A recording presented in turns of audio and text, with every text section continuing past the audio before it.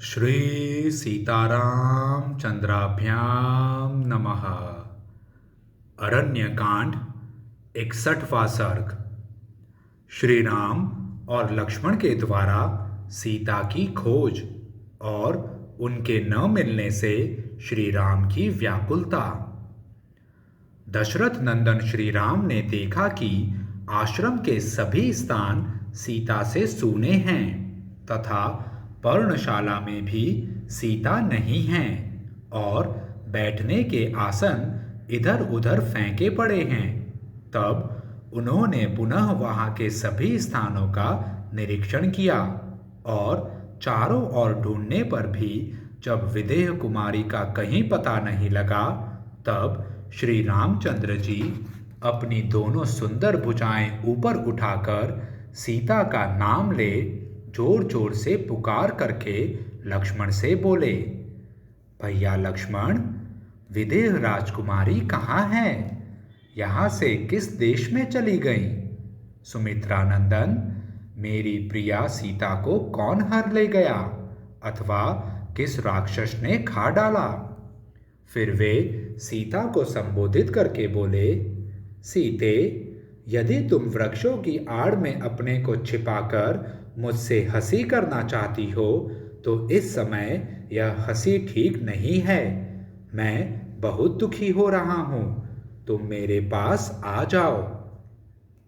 सौम्य स्वभाव वाली सीते, जिन विश्वस्त मृग छौनों के साथ तुम खेला करती थी, वे आज तुम्हारे बिना दुखी हो आंखों में आंसू भरकर चिंता मग्न हो गए हैं। लक्ष्मण, सीता से रहित होकर मैं जीवित नहीं रह सकता। सीता हरण जनित महान शोक ने मुझे चारों ओर से घेर लिया है। निश्चय ही अब परलोक में मेरे पिता महाराज दशरथ मुझे देखेंगे। वे मुझे उपालंब देते हुए कहेंगे, मैंने तो तुम्हें वनवास के लिए आज्ञा दी थी और तुमने भी वहां रहने की प्रतिज्ञा कर ली थी। फिर उतने समय तक वहां रहकर उस प्रतिज्ञा को पूर्ण किए बिना ही तुम यहाँ मेरे पास कैसे चले आए? तुम जैसे स्वेच्छाचारी, अनार्य और मिथ्यावादी को धिक्कार है। यह बात परलोक में पिताजी मुझसे अवश्य कहेंगे। वरारोहे, सुमध्य में, सीते, मैं विवश, शोक संतप्त, दीन, भग्र मनोरथ हो करुणाजनक अवस्था में पड़ गया हूं। जैसे कुटिल मनुष्य को कीर्ति त्याग देती है, उसी प्रकार तुम मुझे यहाँ छोड़कर कहाँ चली जा रही हो? मुझे न छोड़ो, न छोड़ो। तुम्हारे वियोग में मैं अपने प्राण त्याग दूंगा। इस प्रकार अत्यंत दुख से आतुर हो विलाप करते हुए रघुकुल नंदन श्री राम सीता के दर्शन के लिए अत्यंत उत्कंठित हो गए, किंतु वे जनक नंदिनी उन्हें दिखाई न पड़ी। जैसे कोई हाथी किसी बड़ी भारी दलदल में फंसकर कष्ट पा रहा हो, उसी प्रकार सीता को न पाकर अत्यंत शोक में डूबे हुए श्री राम से उनके हित की कामना रखकर लक्ष्मण यों बोले, महामते, आप विषाद न करें, मेरे साथ जानकी को ढूंढने का प्रयत्न करें। वीरवर, यह सामने जो ऊंचा पहाड़ दिखाई देता है, अनेक कंदराओं से सुशोभित है। मिथिलेश कुमारी को वन में घूमना प्रिय लगता है।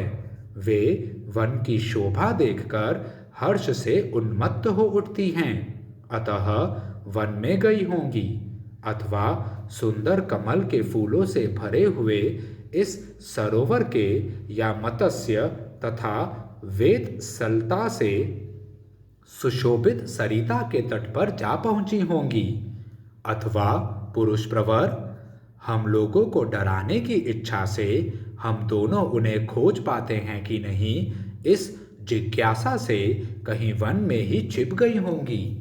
अतः श्रीमन, वन में जहाँ जहाँ जानकी के होने की संभावना हो, उन सभी स्थानों पर हम दोनों शीघ्र ही उनकी खोज के लिए प्रयत्न करें।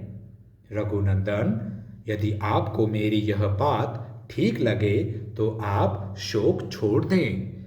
लक्ष्मण के द्वारा इस प्रकार सौहार्दपूर्वक समझाए जाने पर श्री रामचंद्र जी सावधान हो गए और उन्होंने सुमित्रा कुमार के साथ सीता को खोजना आरंभ किया।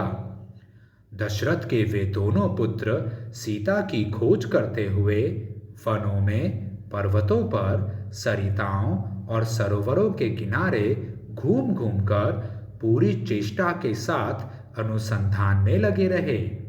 उस पर्वत की चोटियां, शिलाओं और शिखरों पर उन्होंने अच्छी तरह जानकी को ढूंढा, किंतु कहीं भी उनका पता नहीं लगा। पर्वत के चारों ओर खोज कर श्री रामचंद्र जी ने लक्ष्मण से कहा, सुमित्रानंदन, इस पर्वत पर तो मैं सुंदरी वैदेही को नहीं देख पाता हूं। तब दुख से संतप्त हुए लक्ष्मण ने दंडकारण्य में घूमते घूमते अपने उद्दीप्त तेजस्वी भाई से इस प्रकार कहा, महामते, जैसे महाबाहु भगवान विष्णु ने राजा बलि को बांधकर यह पृथ्वी प्राप्त कर ली थी, उसी प्रकार आप भी मिथिलेश कुमारी जानकी को पा जाएंगे।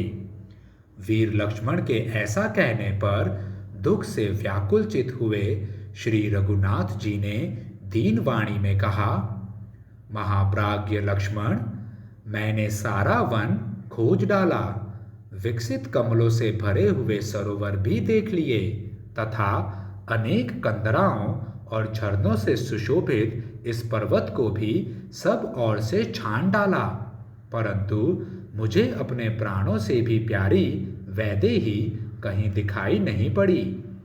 इस प्रकार सीता हरण के कष्ट से पीड़ित हो विलाप करते हुए श्री रामचंद्र जी दीन और शोकमग्न हो 2 घड़ी तक अत्यंत व्याकुलता में पड़े रहे। उनका सारा अंग विहल हो गया, बुद्धि काम नहीं दे रही थी, चेतना लुप्त सी होती जा रही थी। वे गरम गरम लंबी सांस खींचते हुए दीन और आतुर होकर विषाद में डूब गए। बारंबार उच्छ्वास लेकर कमल नयन श्री राम आंसुओं से गदगद वाणी में हाँ प्रिय कहकर बहुत रोने विलखने लगे। तब शोक से पीड़ित हुए लक्ष्मण ने विनीत भाव से हाथ जोड़कर अपने प्रिय भाई को अनेक प्रकार से सांत्वना दी। लक्ष्मण के ओष्ठपुटों से निकली हुई इस बात का आदर न करके श्री रामचंद्र जी अपनी प्यारी पत्नी सीता को न देखने के कारण उन्हें बारंबार पुकारने और रोने लगे। इस प्रकार श्री वाल्मीकि निर्मित आर्ष रामायण आदि काव्य के अरण्य कांड में 61वां सर्ग पूरा हुआ। जय श्री राम।